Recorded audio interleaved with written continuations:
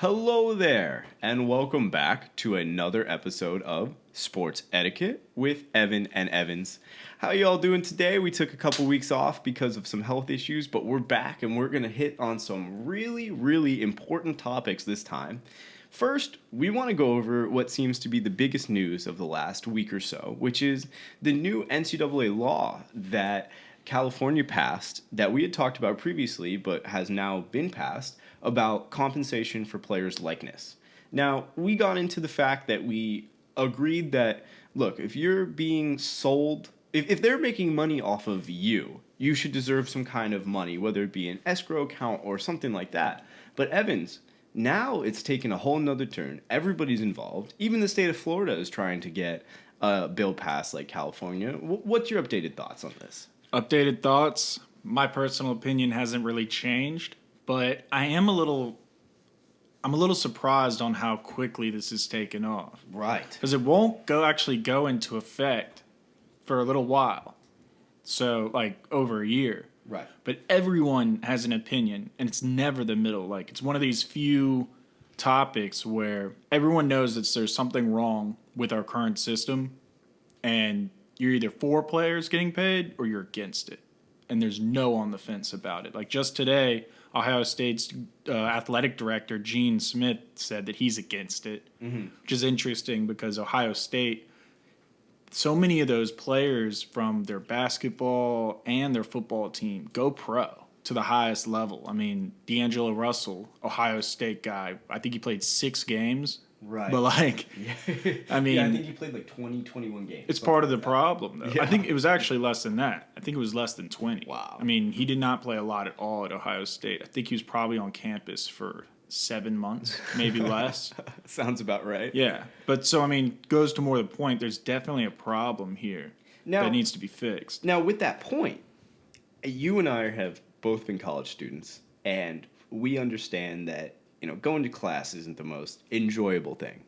Now, if you are getting paid and it's an understood contract, does that give you any motivation to actually step onto campus to do anything towards your education? Or is it, I'm already getting paid in college, shoot, I'm going to the pros, I'm going to make even more money? I mean, I think the easy answer would be no.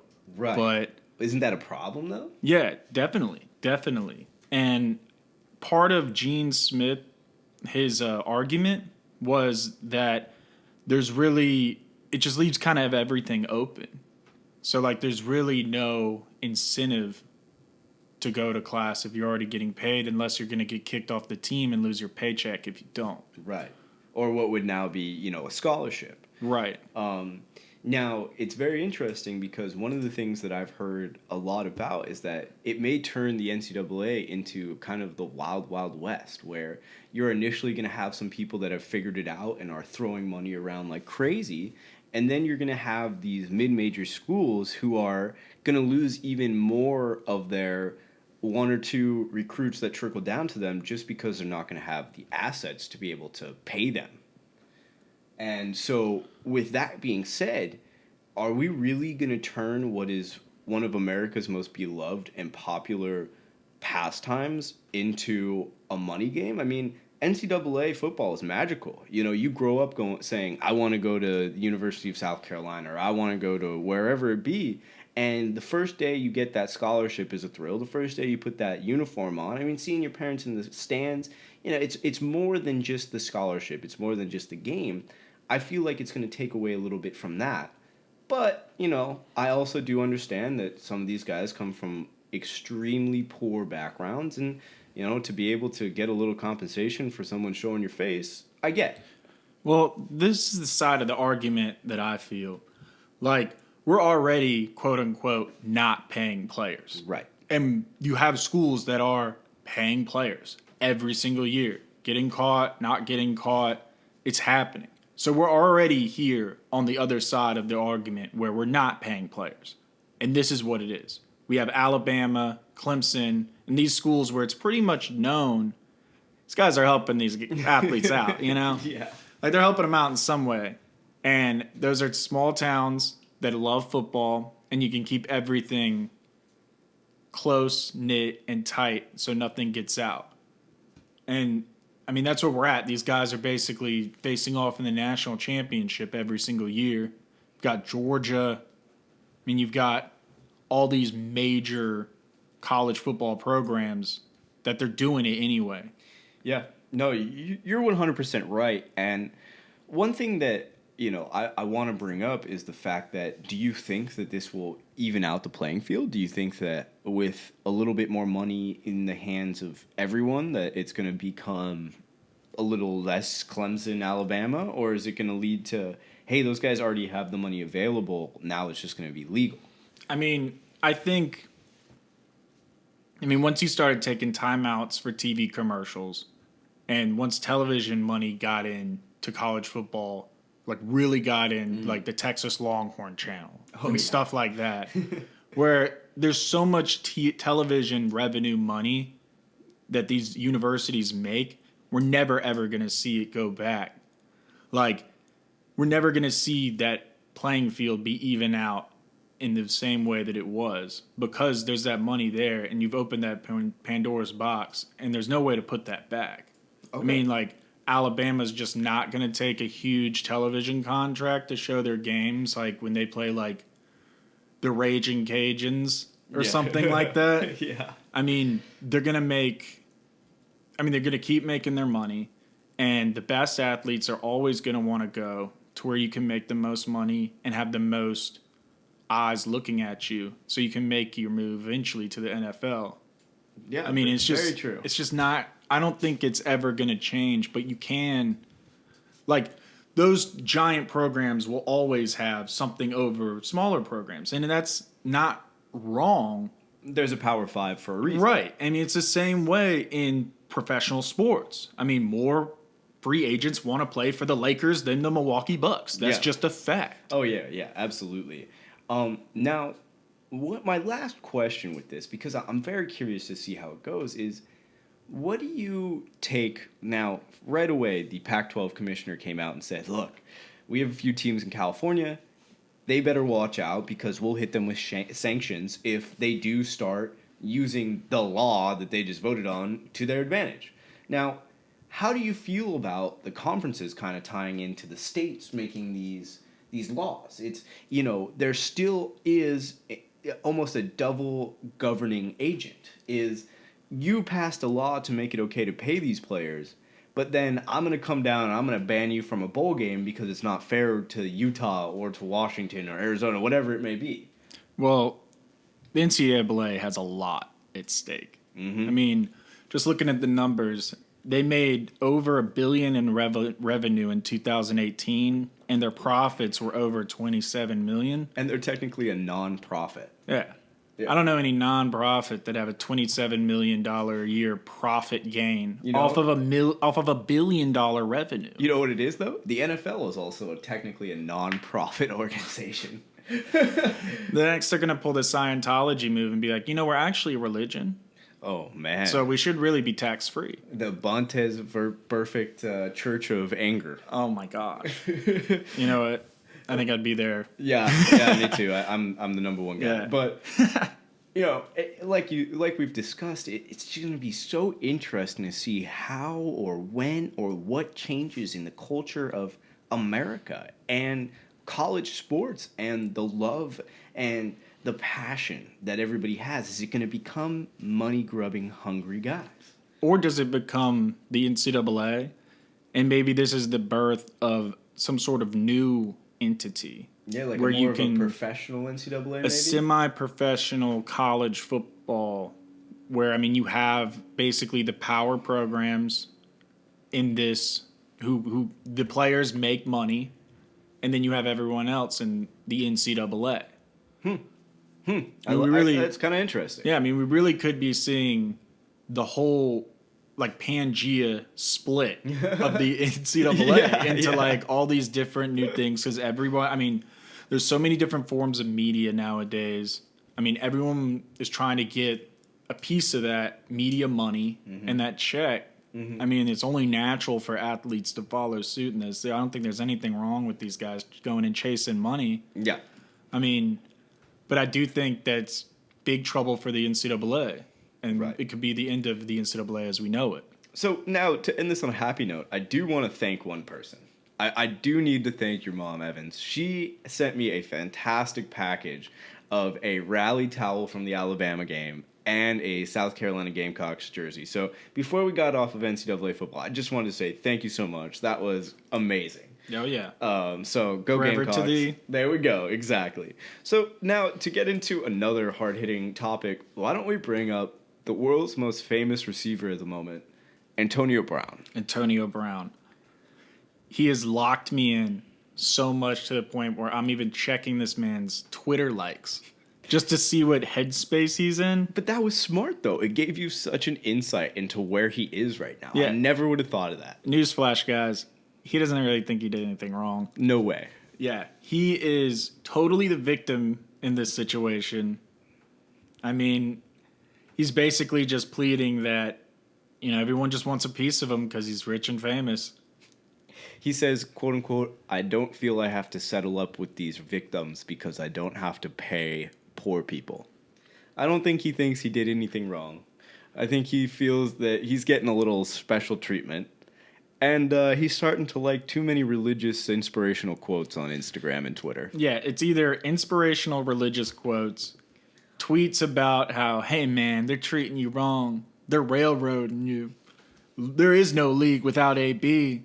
Right. And then just a bunch of basically like a bunch of drama of like the drama of his own doing. Like all the dumb little stories and all the dumb little news outlets that only have like 3,000 followers that are like writing this whole story about like the AB drama continues. And he's liking all of this stuff. Oh, he loves it. He loves it. Yeah. And I mean, he just filed a grievance. So now, just to make it clear, he is, because last time we spoke, he was on the Patriots. He has now since been cut from the team. He will not be receiving his salary again. So he basically went from $30 million guaranteed to $9 million guaranteed to I think he has a little over $600,000 guaranteed, and now he's partnered up with the NFL Players Union and is trying to get that $30 million guaranteed from the Raiders, or at least a little bit of it. I don't know about that, man. I think the Raiders should get a draft pick or something, just a consolation for being bamboozled. That is fantastic. I love that. They deserve a compensation draft pick, just like they do in the MLB. But now, one thing that I want to hit on real quick is that he actually has only made $168,000 so far this year when he started out with a guaranteed $30 million. And he's actually partnered with the union, like you said, to sue the NFL for $61 million in grievance because he truly believes that whether it be when he got cut from or traded from the Steelers, they owed him money, whether it be the bonus, whether it be fines, he doesn't care. He thinks he deserves all of it back. Someone owes AB money in his brain. Right. In his screwed up, totally self-centered brain, he's the complete victim here. And everyone's going after him. And one of the other things that he's constantly liking and retweeting on his Twitter is just like, Cristiano Ronaldo admits to paying $300,000 in 2010 to settle sexual assault claim. Like Ben Roethlisberger stuff. The stuff about Robert Kraft. Like he's basically like, oh yeah, well, let me just throw everyone else under the bus and bring up everyone else's dirt because I'm getting shafted because I acted like the asshole. Well, and that's just such an immature thing to do. It's like that kid in class who goes up to the teacher and goes, AB threw the football at my head, and then he threw it at Johnny. Tattletale type stuff. I don't go for that. Yeah, when he was the one like talking crap about your mom or something. Exactly. Yeah, he 100%. Now, after all of this, I think that the sad part is that he really was a generational talent. I mean, the guy is not big, he's not fast, he's not strong. He's just a great route runner with great hands.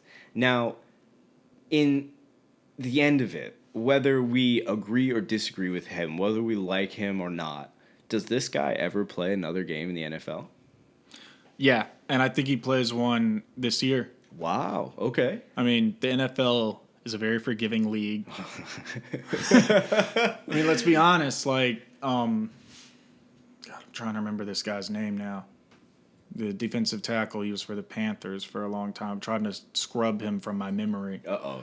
But he beat his girlfriend. Like, so bad. Oh, to where Greg Hardy. Greg Hardy. Yeah, yeah. Yeah, and they had pictures, like, she had to be hospitalized for a couple days. Like, it was horrible. Like, he almost killed her. Yeah, he did. And Cowboys signed him less than 2 weeks later. And he only got like an 8 or 6 game suspension, something. Like, He didn't no even big deal. Yeah, it was not even anything really, Yeah. and that was only after there was such an outcry from the public that's like, hey man, this guy almost killed his girlfriend, and you're just gonna let him play and sign another $1 million deal? Right. Yeah. Right. And also now he's in the UFC. I think he's out of the UFC now. Oh, God. Yeah, he's washed out of that too. Oh God. Probably at home smoking crack or something. Yeah, well, and also what's very interesting, and one thing that I find kind of difficult in this whole AB situation is the fact that there was videos of Ray Rice. You know, there was a lot of evidence against certain people like Greg Hardy, but this guy screwed himself by literally sending texts which incriminated himself and got him cut from the team. If you just be quiet, everything works out in the end, whether you're guilty or not. And honestly, I'm one of those people that believes if there's something to defend, you're guilty.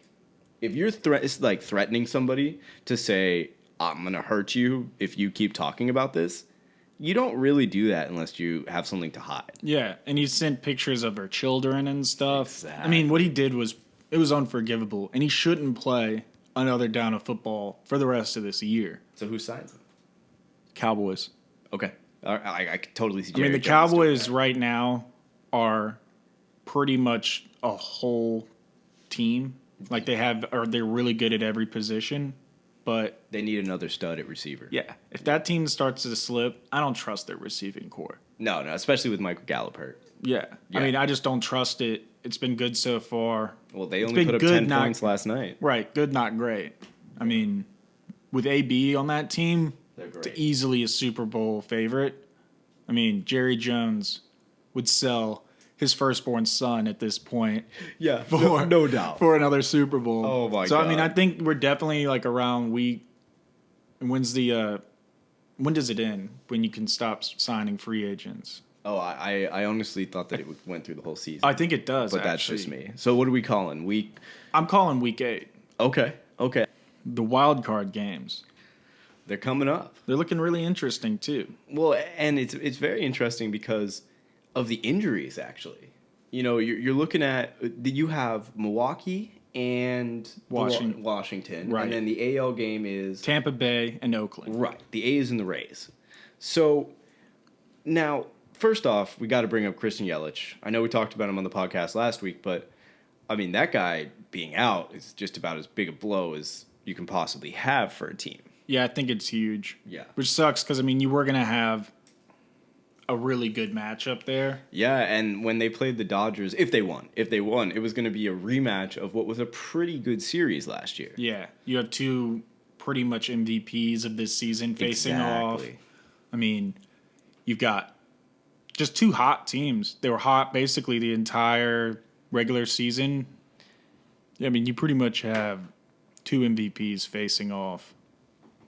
I mean, Well, doesn't get much better than that. what else do you want for a first-round series? I mean, this isn't even the championship series. This is a division series. And who else would you like to have than the two best players in the MLB going against each other? Now, if we do focus on the Nationals, who are playing the Brewers, it's very interesting because their pitching staff is very comparable to the pitching staff the Dodgers have, if not better, but the Dodgers' hitting is great. So it'll be very interesting to see how the Scherzers and the Strasburgs line up against a well-hitting lineup of the Dodgers, and to see if defense and pitching win championships, or if hitting wins championships, or if it's one of those things where we go back to when the Giants won the World Series a bunch of years in a row, and they just kind of caught fire. I mean, Max Scherzer should be ready to go. He missed a month of starts. Right. So, I mean, he really could. He's primed to make a long playoff run where he should be at the top of his game. Yeah, no, absolutely. And what's going to be very interesting about the AL, excuse me, not All Star game, but wild card game, is the fact that these are two very low budget, very low attended teams who have put together a bunch of scrappers who may not be the world's most talented. They may not be the fastest. They may not throw 100, but they're managed well. They make few mistakes, and both of these teams were hot at the end of the year. So when it comes to the AL, you have less pitching, more hitting. So, if you play the Yankees, you play a big hitting team with struggling starting pitching. So then, do you have a team like the Rays come in and dominate, who they have some pretty decent starting pitching now that Snell is back, and they do have a few hitters, but nothing quite like the Yankees? Or do you go with the A's, who have a little bit of both? They're not great at either one, but they kind of come across decent in everything. It's going to be one of those wild card situations where there's really only one good team out of the four in the Nationals, and that's in my opinion. But like we said with the Giants, if you get hot, you never know. You never know. You never know. So now, why don't we go to something that's a little less concrete? Why don't we make a few predictions here? The NBA season's coming up in, I think, 2 weeks. Oh, yeah. Yeah, 2 weeks, October 22nd. My birthday is when it starts. Ooh. Lakers versus Clippers. Wow. And you know what I want for my birthday, Evan? Not tickets to that game. Yeah, but they're pretty expensive, so I'm probably going to go to another game. Yeah, I don't feel like spending almost $300 to sit behind the Taylor Swift banner. Oh, God. Yeah, I already looked. For those of you that don't know Staples Center, the Taylor Swift banner is in the upper corner.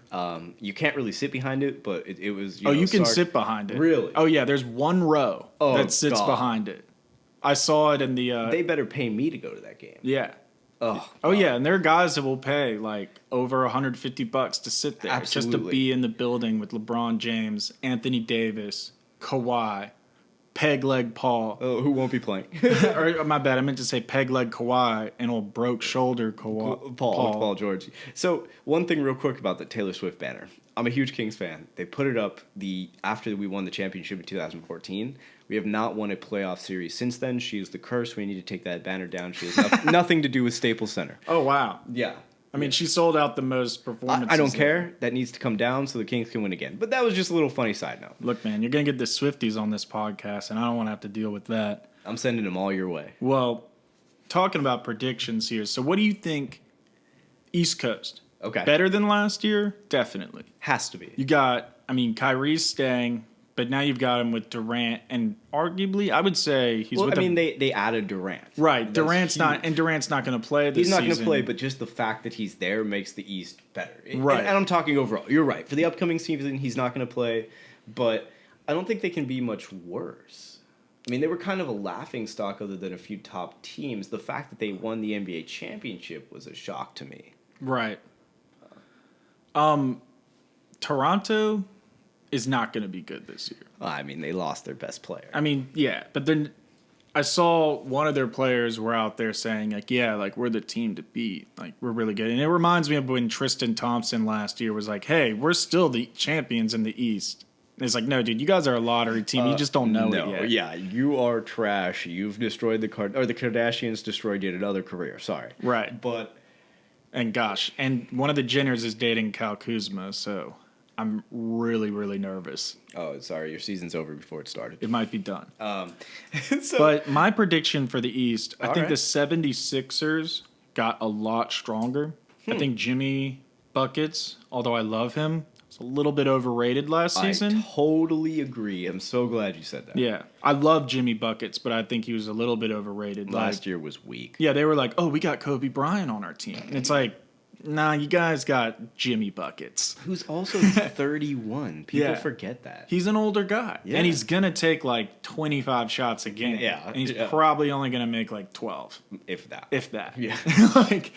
And 10 of them will probably be threes. So your prediction, who comes out of the East? My prediction, it'll be 76ers versus Milwaukee. Okay. In the Eastern Conference Finals.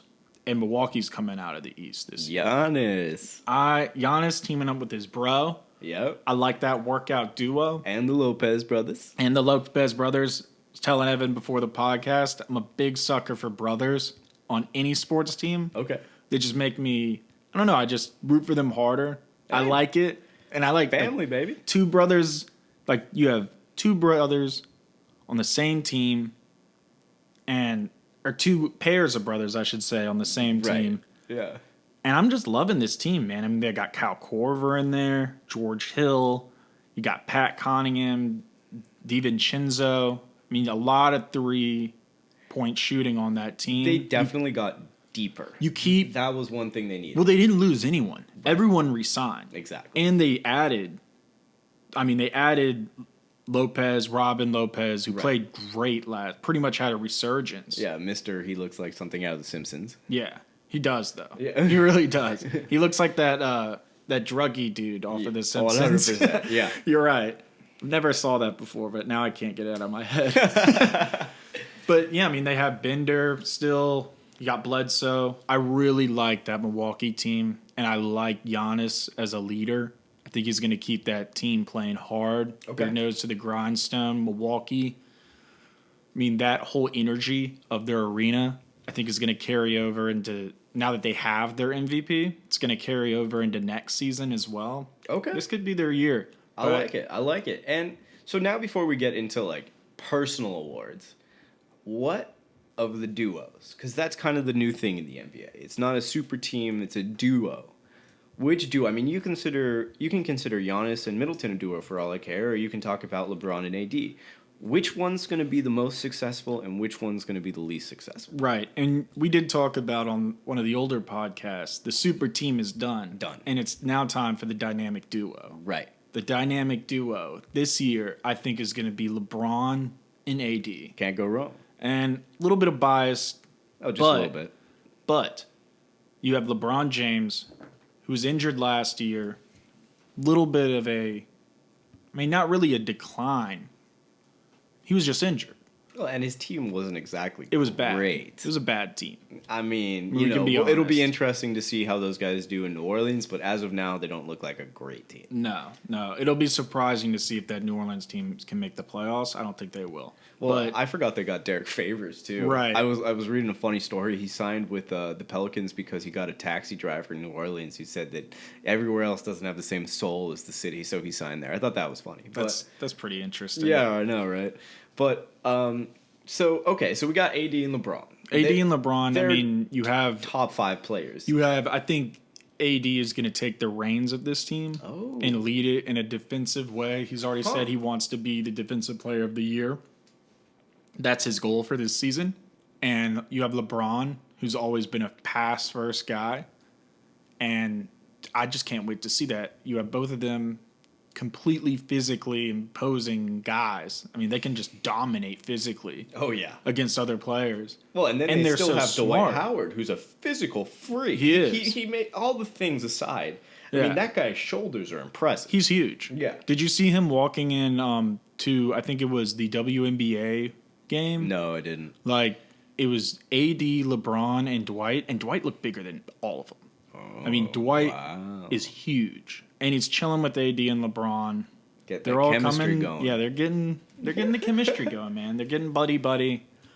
I want to see Dwight have a resurgence. I think him and Kyle Kuzma are the X factors of that team. Agreed. Moving beyond that, I think who's going to win? I expect them to win the West.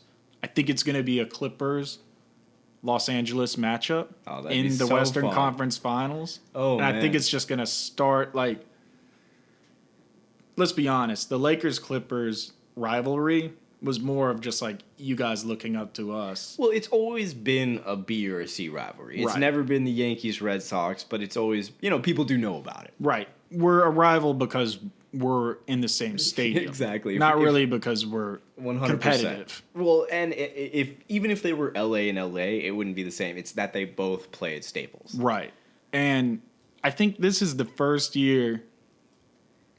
This is really the first year. I mean, Lob City may be a little bit for that first year, and then you realize what you really got. There's a lot of excitement around that team, the Clippers. and I think it's well deserved for them. They've really pulled out all the stops in free agency. They had a good team last year, a playoff team last year when a lot of people thought they were going to be a lottery team. So I really think that the Clippers and the Lakers will face off, and it's just going to light basketball in the city of Los Angeles on fire. Like, it's just going to be electric in the streets, and I'm ready for it. Okay, all right. I love that. And, I do think that the two LA duos are going to be the best in the NBA. Now, so who do you think's not going to be so successful? What duo or team or, what's going to lead to more of a, maybe miss the playoffs or lower seed? I mean, I say this mainly because it could either be a complete train wreck or one of the greatest things we've ever seen in like recent history in the NBA is Westbrook and Harden. Oh, exactly what I was hoping you'd bring up. Oh, yeah. I mean, I think with a close consolation prize to Luka Doncic and Porzingis. Ah, very interesting. I also kind of have Embiid and Simmons in there because if Simmons doesn't take that next step, it could be disappointing. If Simmons can't shoot the three, I think like he's going to be very limited. Yeah, exactly. The rest of his career. But I did see Embiid lost 25 pounds over the offseason, and that was the main thing. After that playoff season ended, I was like, dude, he's out of shape. He's fat. He's never been in shape in his whole career. Never. He needs to take this whole summer and really get into shape. Yeah. And he did. And so I'm happy to see that. So I think that's why I picked them to go to the Eastern Conference. Right. I mean, they could very well win. Yeah. Depending on how the injuries shape out. I still think Milwaukee's a better team overall, though, with the depth. So now going back to Russell Westbrook and James Harden, I agree that they're going to be somewhat unsuccessful because of this reason. Now, let me know what you think. These guys have been the premier player on their team. They are triple-double guys. I mean, Harden had a triple-double in the first in the first quarter yesterday against a Chinese team. Now, when you put those two guys together, they had chemistry back 10 years ago. They've had a lot of time to be the man, a lot of time to get the most shots, a lot of times to get the most passes and most rebounds. Is that going to clash at all? You think? I'm not talking necessarily personality-wise, but I'm talking play-style-wise. I mean, yesterday I saw James Harden take a three from the corner off of 1 foot. I don't think Russell Westbrook's going to put up with that. See, I think they're going to feed into each other. Okay. They'll feed into each other with that, and then I think they'll start losing games, and I think frustrations will boil over. I mean, I really don't see those guys meshing. Right. I don't. I mean, I think Harden, he's the guy who's got to get the feel and get in his zone, and Harden's really good, and I think he can play with any team. Yeah. But Westbrook he's just a guy who's going to take, he's going to take like 15 shots a game. At the very least. Right. So, I mean, is no one else shooting the ball? It's literally going to be Westbrook and Harden, and maybe you might get a Capella. Like, if Capella puts the ball back instead of passing it out for the three, is he going to get yelled at? Yeah. Because that's what I'm kind of thinking is going to happen. It's like, what are you doing, man? Like, you took the two. I was wide open for three, bro. Yeah. You were double covered. No, man, I could juke those guys. Yeah. Like, exactly. I'm never covered unless I'm triple covered. Like, I mean, I can just see these arguments I can just see them come up. No, I don't really think that. I just really don't think that that's going to work out.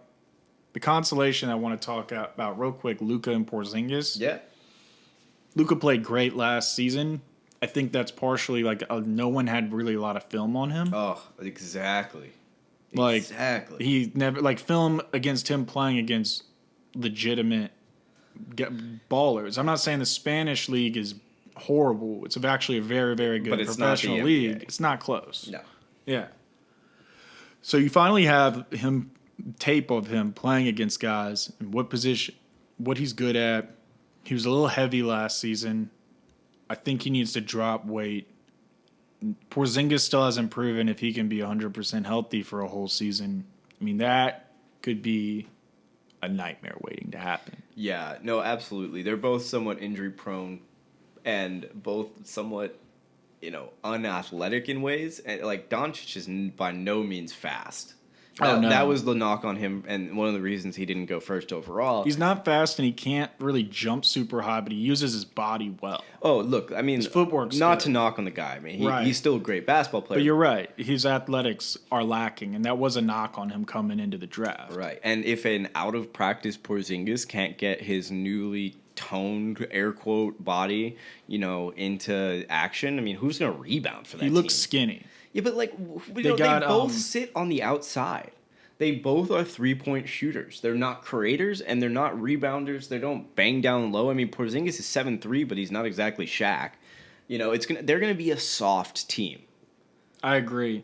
I mean, they have a lot of size down low, but it's height. Exactly. It's not LBs, man. Yeah, and no, LBs, you're right. like it's a 3-point shooting game, but you got it. Like, if you get dominated in the paint in any form of basketball, you're going to lose that game. Yep. And that's what I think that they're going to struggle getting rebounds in the paint. Well, and that's what makes your LeBron and AD point so great is that, they're going to be a defensive, rebounding team that's going to then be able to athletically blow you away. I mean, you got between LeBron and AD, you have 18 to 20 rebounds Yeah, between those two that's players. so true. And then you have Kyle Kuzma, who's 6'10". Right. And Dwight Howard.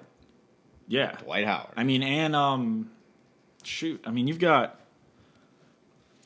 Oh man, I can't remember his name now. Position?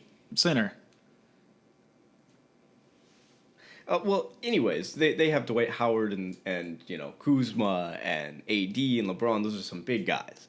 Come on, man. He was a Shaq in the Fool back-to-back champion, JaVale McGee. Oh, JaVale McGee. I forgot that guy. Yeah. Nice. Okay, that's right. He's literally good for only rebounds. Yeah. Oh, yeah. Rebounds and blocks. Yeah, there but you he's go. really good at those. I forgot about that goofy guy. And then you got Jared Dudley, who's already said that he wants to be the enforcer. I think that guy sucks. I think he was the worst signing of the offseason. Yeah. That's just me. Okay, fair real enough. quick, MVP prediction. Who is it? MVP prediction. If the Westbrook Harden things works out, I think it might be Harden. Oh, absolutely. But I really think it's going to end up being Anthony Davis. Like, I feel like the stage is set. He just has to play well. Okay. I mean, if he can play up to where we know he can play. I mean, you remember that game last season? It was like the first game that he came back for the Pelicans. Yeah. And everyone was like, why does everyone want to trade so much for Anthony Davis? I mean, like, we don't even know if he'll be healthy. And he comes in and just, like, dominates. Well, and I got to see him live last year, and I couldn't even imagine. He blew me away. Yeah. I mean, the guy's huge, and he moves like a ballerina. He completely dominated that game, and it was against a better opponent, and the Pelicans sucked. Yeah, no, he was playing the Clippers, and they beat him by like 20. They looked shook, too. The Clippers, who were, like, a hard-nosed team of, like Patrick Beverly says, dogs. When Anthony Davis came in and started doing his thing, they had, their eyes were, you could see all the white in their eyes. Yeah. They were scared. Yeah. And when that guy takes the floor in the purple and gold, it's going to be different, especially with LeBron. Yeah. And LeBron's not mind and just his knowledge of the game. It's gonna be special. No doubt. So I'm gonna real quick say that I totally agree with if Russell Westbrook and Harden work out, that Harden's gonna get it because he pretty much deserved it last year. But I'm gonna go with Kawhi just because he won't have his counterpart in Paul George for until the end of November, early November, depends on what happens. So I think that his stats are gonna be a little bit more exaggerated due to that because ultimately. The Clippers are decent without Paul George, but they're not great. Where I think that AD has a few more weapons if he weren't to have LeBron. But I'm gonna go with Kawhi because he's the hot name right now, and he's been playing pretty well since the playoffs started, and I think he does deserve an MVP.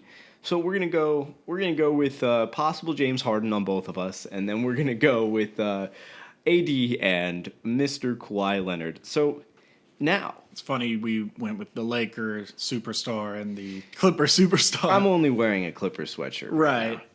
Now, going to some more predictions / just to update everybody. The NCAA football season is now about a quarter of the way into their year, and a few guys are kind of separating themselves for the Heisman. South Carolina is separating themselves from the pack of good teams that will make bowl games. to the team that South will Carolina not make is a going bowl to get game. demoted from the SEC. I am so depressed about South Carolina, but I don't even want to talk about them. Let's talk about the Heisman hopefuls, and I can revel in the fact that Trevor Lawrence has probably already played himself out of the Heisman race. No doubt. 8 TDs, 5 interceptions. Tied for the most in the NCAA. Yeah. And an almost loss to North Carolina, which they destroyed South Carolina about losing to North Carolina. And you guys beat them by 1 point off of, hey, we're going to go for 2 and not tie it with the field goal. We're going to go for the win right now, which I think was a good call. But, I mean, you know, you lose the game. Yeah. But it was a good call at the end of the day because you get that play, you win, and you beat Clemson. Right. I take the field goal I take the extra point every time.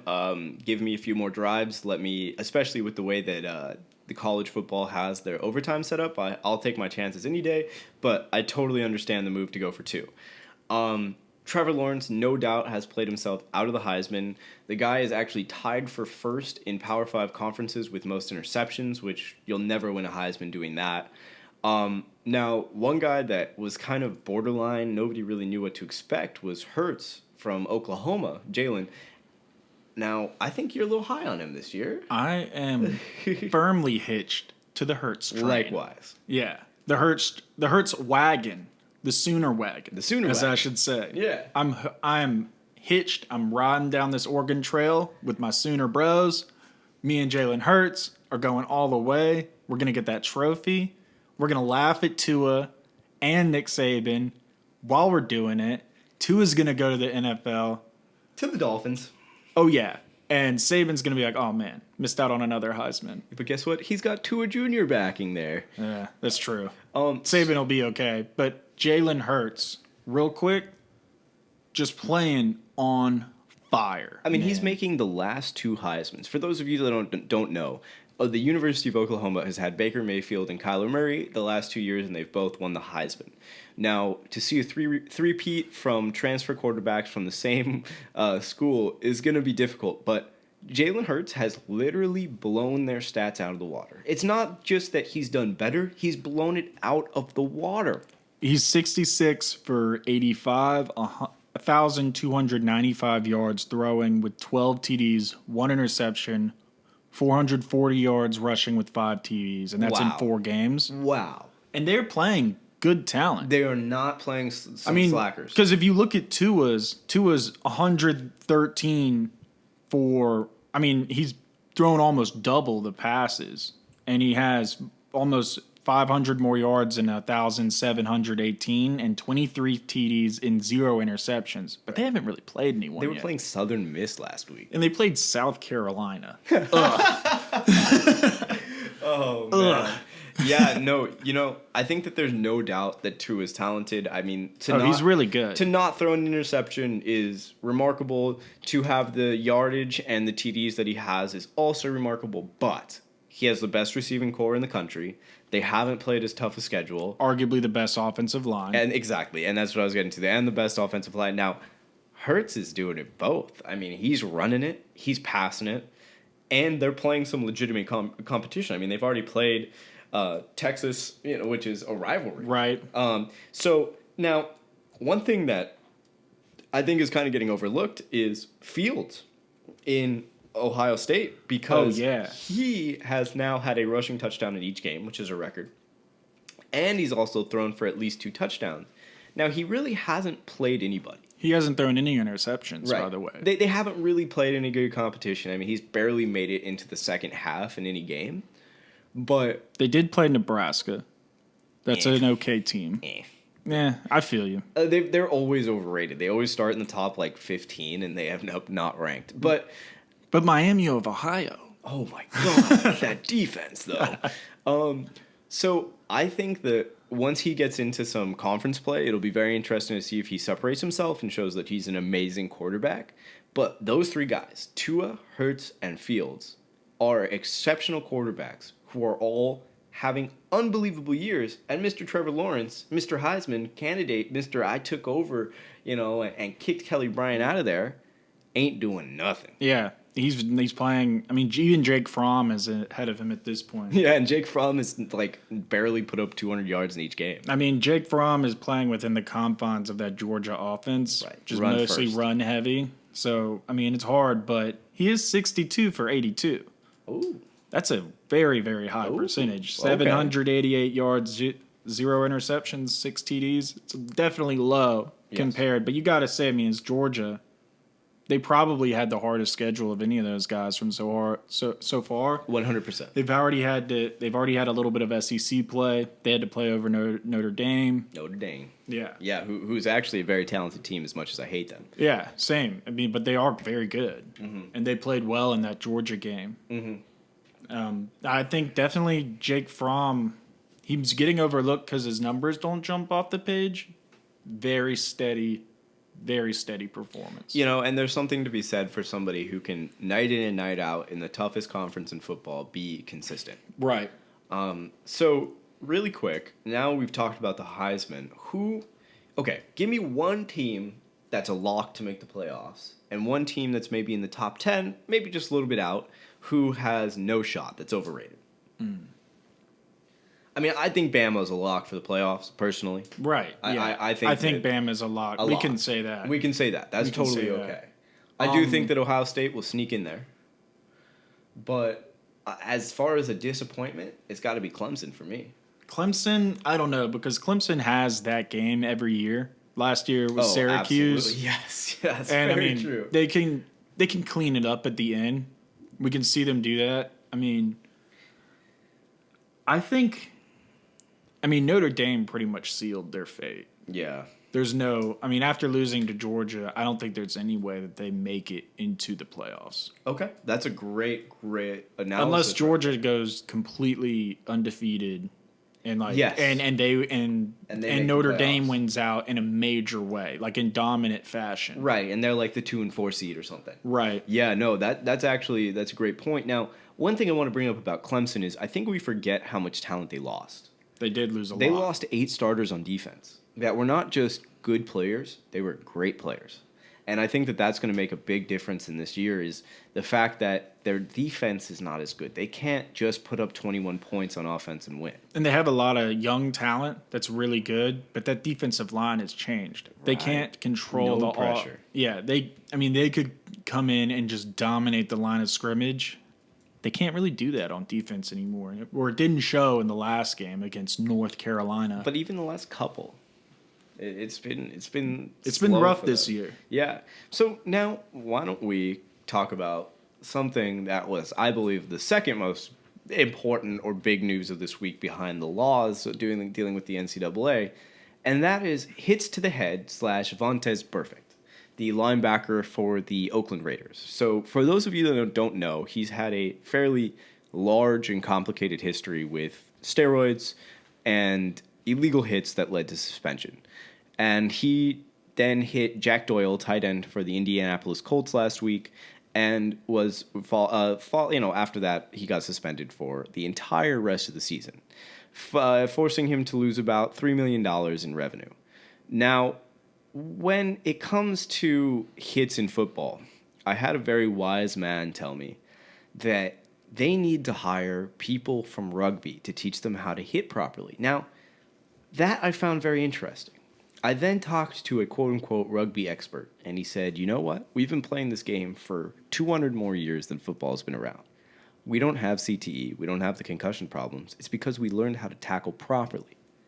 Now, that is something that you would think the NFL coaches, managers, owners, whatever it be, kind of recognized and maybe bring a rugby guy in during the offseason to teach you how to, tackle properly. The amount of cocked back heads that I saw this weekend while watching football was disgusting. Every other play seemed to be somebody getting a helmet hit, snapping their head back. Does rugby possibly have it right? Would that maybe lead to some better hits? Or is it that we're teaching them wrong and it's just the way the NFL is? Or are these guys just so aggressive that they're leading with the head? I think every player is different. I think in Vontaze Burfict's situation, he's probably taught how to hit, and that you do lead with the head, you spear. Yeah. And that's why he, in late game situations, he reverts back to that. And he does it time and time and time again. You saw it with the Antonio Brown shoot. He might be the reason Antonio Brown's crazy. Yeah, he rung his bell in 2016 so bad that people say it's the reason he's nuts now. Yeah, I think he was suspended 6 games for that 6 hit, games, too. yeah. It's a rough hit. I mean, like, we have no love for Antonio Brown on this podcast, but no one really should be hit like that in the open field trying to do their job. Yeah. Like, Vontaze Burfict probably, with the hit he did this past week, probably cemented himself as one of the NFL's dirtiest players. Yeah, you got Bill Romanowski and you got Ndamukong Suh. You got people like that. But then there's Vontaze Burfict. Right. I mean, you have Ndamukong Suh, which, like, his on-field antics are pretty crazy, but off the field, Ndamukong Suh's a pretty nice guy. He actually seems really bright, too. Yeah. And he does a lot of help with, like, charity, like, good person, never really been caught with, like, any crazy steroids. Right. Like, absolutely. Now, one thing that I want to talk about with Vontaze Burfict is he was the number 2 recruit coming out of high school from California, along with Matt Barkley. oh, wow. He went to the Arizona State University, the Scum Devils. Sorry, had to. And then proceeded to put on a show. I mean, he was perceived as one of those hard-hitting guys that was going to make the NFL. But then the draft combine came by, and he got out of shape, and he decided the way I'm going to get into shape is by taking steroids. He got kicked out of the NFL draft combine for a failed drug test. Wow. He went undrafted, signed with the Cincinnati Bengals, and became part of what was that year the number 2 defense in the league. Yeah. That defense was really, really good. Then he got a $20 million contract. You know how much he's played of that? How much? He's played 6 games. This guy has been suspended since 2013. He's been suspended or fined 12 times. What? Are you kidding me? For both steroids and or dirty hits. Jeez. He got 4 games. He got kicked out of the combine for steroids. He got fined for a hit. He got a 4-game suspension for steroids. Then he got a 3-game suspension for hits. And then he decides to do the Antonio Brown thing, where we were just talking about. He got another 6 games. I mean, he's even getting fines for $8,000 for an errant face mask on somebody like Fragile Fred Jackson. I mean, like, that guy, you touch him and he falls apart. You know, it's the Fragile Fred. God, I love that guy. I remember him. I mean, this guy, I'm looking at his suspension history, and the thing that stands out to me is the fact that these are all away from the play.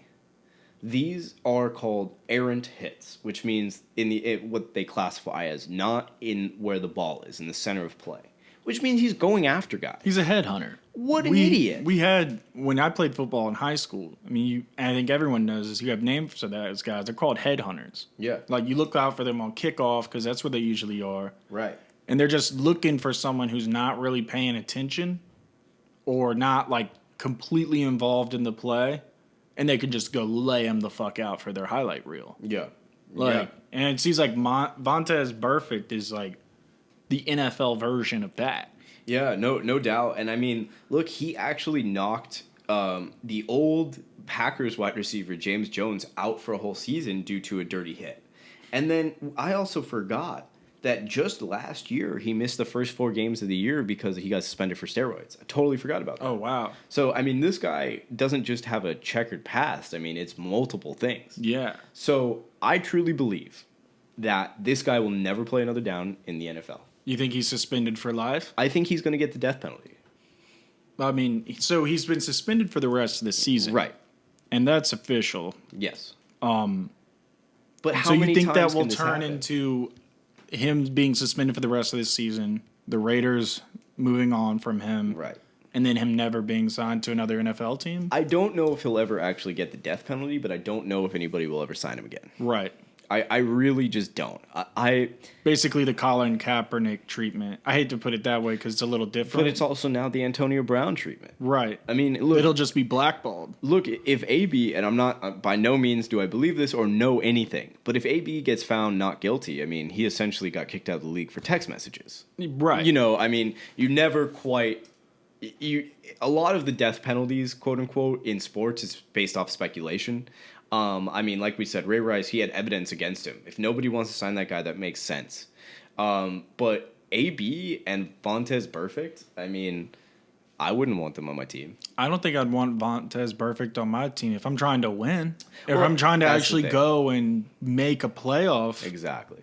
like win a playoff game, like a wild card or something, like you've got a liability. You're just 100% right there. I mean, why sign a guy who is a loose cannon? This is the guy who was also reported to be holding Antonio Brown back from the fight that he had with his GM.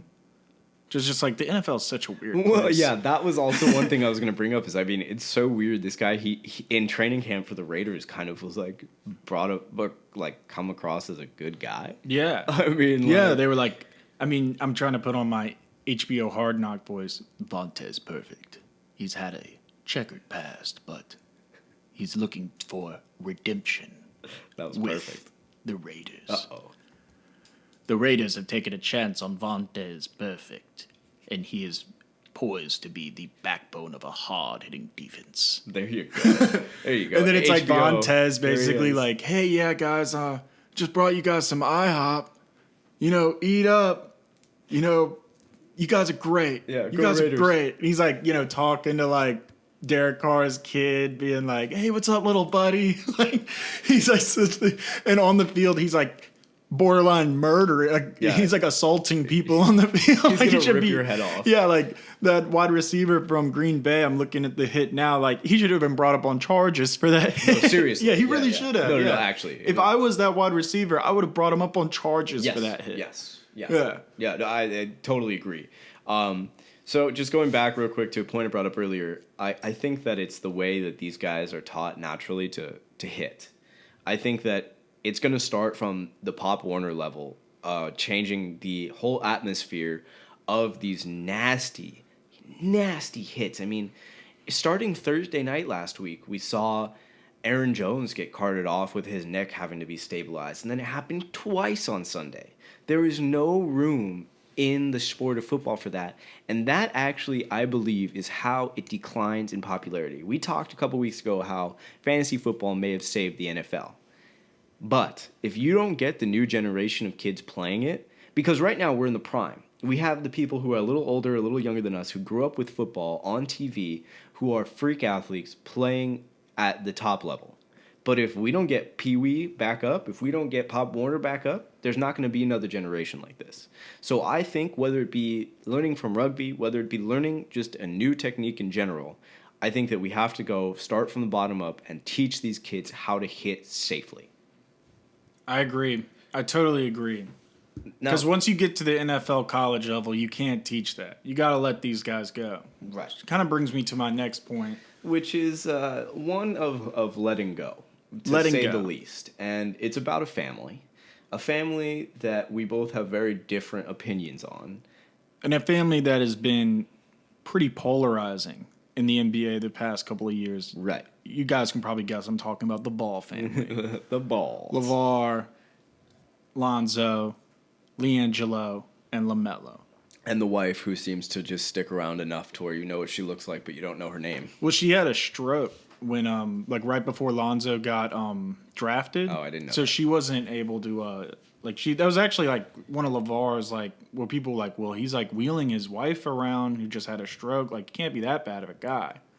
Like, so that's why she's kind of taking a big backseat because she actually physically like couldn't talk for a while on the show, but she's like seems to have made a really good recovery now. It's like Great. doing a lot better. She's on the shows. She's more vocal. Great.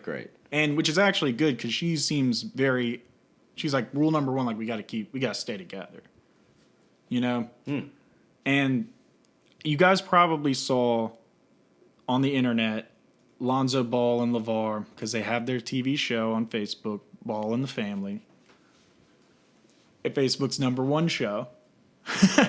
But so you guys saw maybe an argument between LeVar and Lonzo where it gets pretty heated.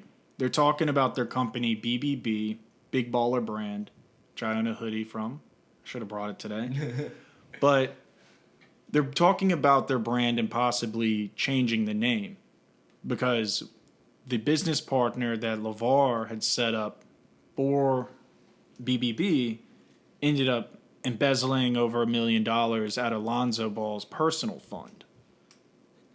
Big uh-oh. And that would piss anyone off. Yeah.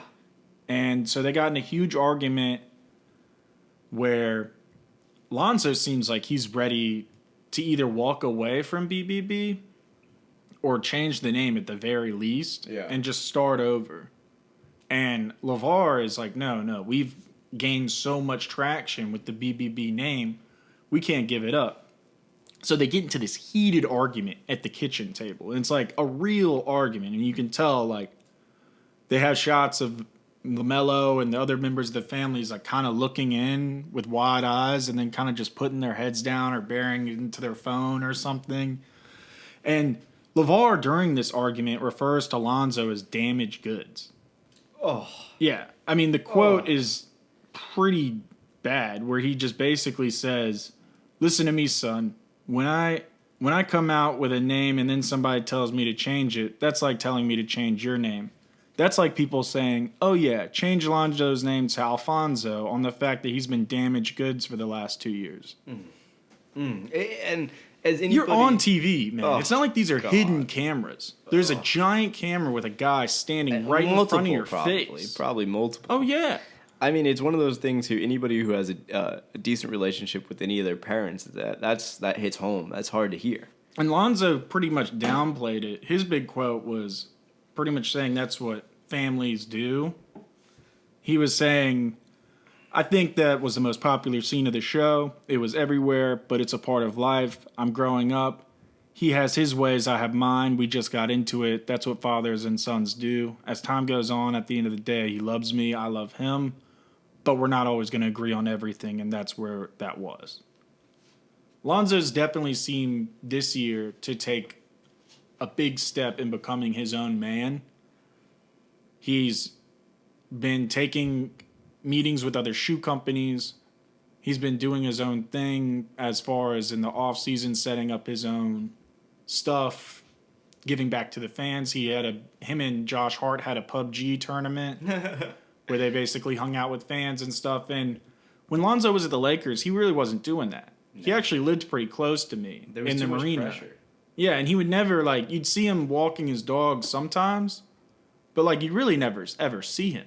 Like, he'd be either at the Lakers facility or at home being filmed for the BBB and having, like, basically his father's circus, like, constantly going around him.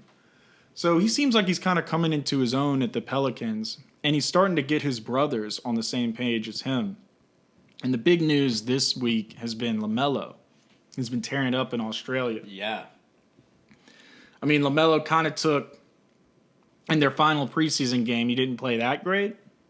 But he had one game where I think he had 17 points, 8 assists, and 7 rebounds. In the Australian League, which is not that, I mean, it's probably the closest you can get to real NBA play as far as physicality. That or the Spanish League, yeah. Right, outside of the NBA. Like, there's really only 3 or 4 leagues. There's the Australian League, the Italian League, and the Spanish League. Yeah, and to a certain extent, you also have the Israeli League and the Chinese League. Yeah, right. And so LaMelo, I should say, is pretty much putting on a show over in Australia. They've got him on a strength plan. He's getting bigger. He's now grown to 6'7". Wow. He's still listed as a point guard. Yes. So and a lot of people have him. Some people have him number 1 on their mock draft, and I don't blame them. And a lot of people have him, and most people have him in the top 10 in the mock draft. He could potentially, and it's kind of funny, LeVar being the prophet again. He said this years ago that LaMelo could is probably the best out of all of his kids. Yeah, and for those of you that don't know, the Ball brothers grew up in Chino Hills around here, and kind of the buzz has always been that LaMelo was better than Lonzo. But one thing that I kind of find interesting about this is that LeVar somewhat talked his way onto the Lakers with Lonzo.